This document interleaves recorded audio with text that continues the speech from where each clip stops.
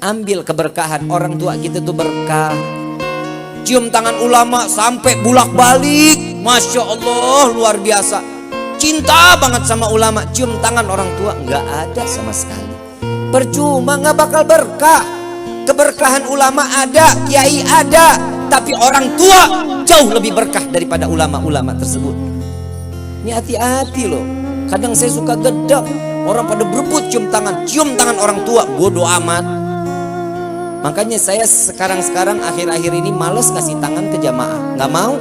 Kenapa? Saya takut kalau dia nggak cium tangan sama orang tua, saya yang dosa. Dia cium tangan ke saya, tapi dia nggak cium tangan sama orang tuanya. Naudzubillah, men. Ini hati-hati, jangan bangga sama yang begitu. Coba lihat keramat orang, keramat wali, keramat ulama, ziarah kemana aja, sampai ke Gresik, sampai ke makam keramat. Sekalipun itu makam keramat, tatkala kita datang ziarah dan kita minta doa sama itu wali, dia bangun, dia angkat tangan, bangun dari pusarannya, angkat tangan doa buat kita. Percuma, nggak bakal dikabulin. Makam orang tua kita di samping rumah nggak pernah kita ziarahi, percuma. Ini ayo mikir, kitanya mikir. Orang tua walaupun sudah tiada, itu yang diharapin. Doa dari seorang anak. Apa kata Nabi SAW? Anak termasuk golongan yang durhaka jika dia membaca doa untuk orang tuanya hanya 5 kali sehari selesai sholat. Itu tergolong anak yang durhaka. Ibu bapak yang dirahmati oleh Allah, coba kita pikir baik-baik. Orang tua tuh buat kita tuh korban luar biasa. Bapak dari pagi sampai malam, panas kepanasan, hujan kehujanan, nyari rezeki. Buat siapa? Buat anak, buat istri. Ibu ngorbanin diri, tidur susah, madep kanan gak bisa, madep kiri gak bisa. Kita ada di dalam perutnya. Coba kebayang, kita udah ngerepotin orang tua tuh dari mulai di dalam kandungan. Ayo kita pikir, orang tua kita masih ada, sujud di kakinya, cium kakinya, cium tangannya, minta keridhaan. Al-Habib Ali bin Muhammad bin Husin Al-Habsyi Sumtid Durar, beliau wali min awliyaillah. Orang tuanya di depan para wali, ibunya keluar dari kamarnya. Ibunya gak pernah keluar dari kamar selama 60 tahun khalwat. Khalwatnya seorang ibu waliyah, ibu dari Habib Ali, khalwat 60 tahun di dalam kamar. Begitu ketemu ada wali min awliyaillah ada di dalam rumahnya, beliau keluar dari khalwatnya, mensaksikan kepada wali min awliya, para alim ulama. Mereka dia mengatakan, wahai para tetamunya Allah, ketahuilah, saksikanlah aku ridha dengan apa yang telah aku berikan kepada Ali anakku.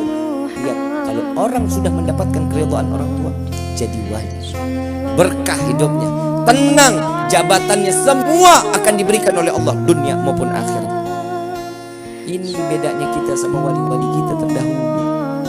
Orang-orang soleh terdahulu, orang tua di nomor 1000-in, teman di nomor 1-in.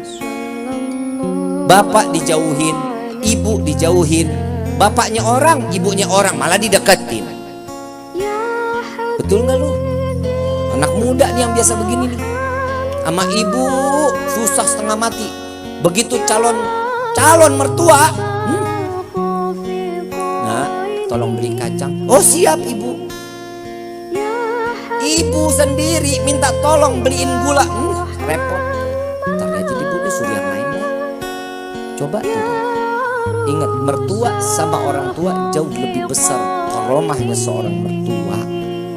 Mertua nggak ada bekasnya. Kalau istri ada mantan istri, mertua nggak ada mantan mertua, nggak ada. Mertua sampai yaumil kiamat tetap mertua. Cium tangannya nggak bakal batal. Terus akan terus menerus terus. Nggak akan pernah batal. Nggak akan pernah jadi, oh ini mantan mertua, oh kita batal wudhu. Enggak, tetap wudhu nggak akan batal. Coba kita lihat ini sekarang kehidupan, ya Allah. Zaman sekarang anak-anak muda katanya zaman milenial. Semuanya saking milenialnya handphone aja kerjaannya. Coba kita lihat, generasi kita akan digerus. Ini khususnya anak-anak muda, hati-hati. Digerusnya generasinya kita nih milenial, dikatakan kita generasi milenial. Jangan hidup terpaku dengan gadget, jangan terpaku dengan handphone. Handphone itu membawa satu kemaslahatan, iya, baik untuk kehidupan, iya, tergantung bagaimana kita ngebawanya. Tapi kalau sudah kehidupannya cuma hanya handphone, coba sekarang Kita udah berhasil diracunin Yahudi sama Nasrani.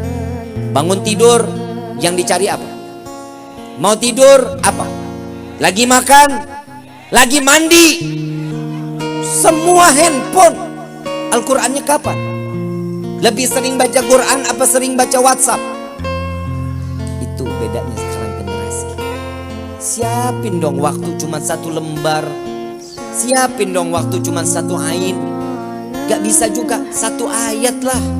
Baca per 1 ayat. Yasin, Sadaqallahul Azim. Gak apa-apa. Yang penting niat untuk memakmurkan lisan kita membaca Al-Qur'an. Masa gak ada waktu hanya semenit? Ini kenapa Nabi diselenggarain maulidnya? Karena Nabi ini istimewa. Kita gembira atas kelahiran Nabi karena Nabi punya karamah, Nabi punya mukjizat Al-Quran. Lihat, kalau sudah satu ya, ingat nih, Nabi SAW saat Isra wal Mi'raj. Nih sekarang saya mau tanya, tahu kulit sapi?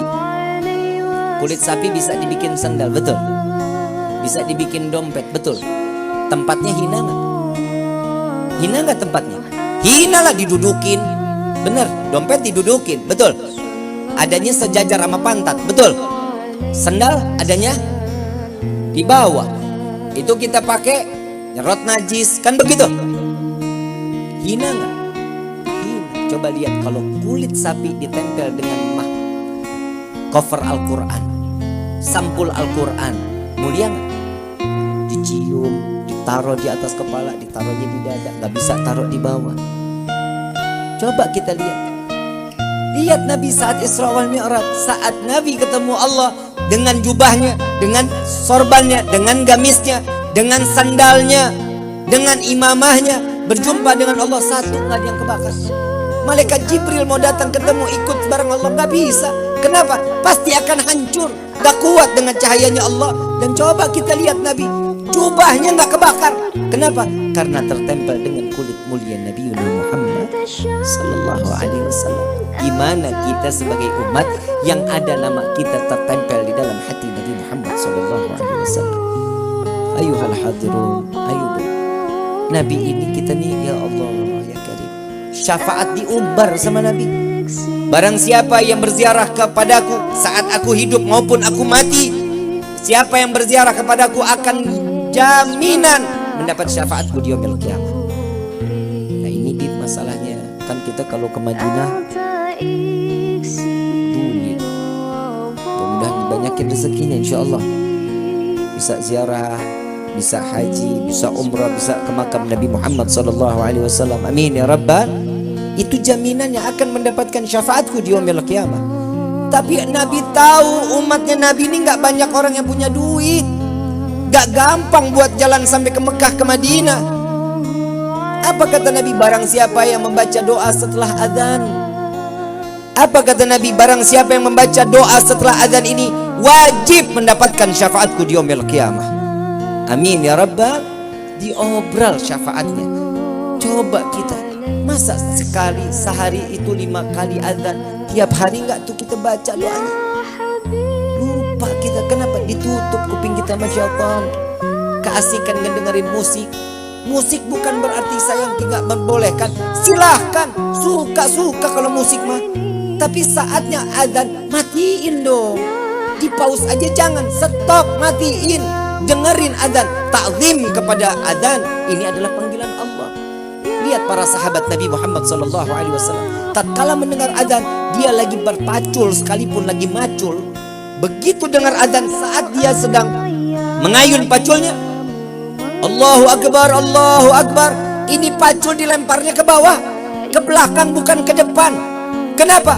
Saat dia naruh, dunia ada di belakangnya, masuk ke depannya dengan akhiratnya Allah.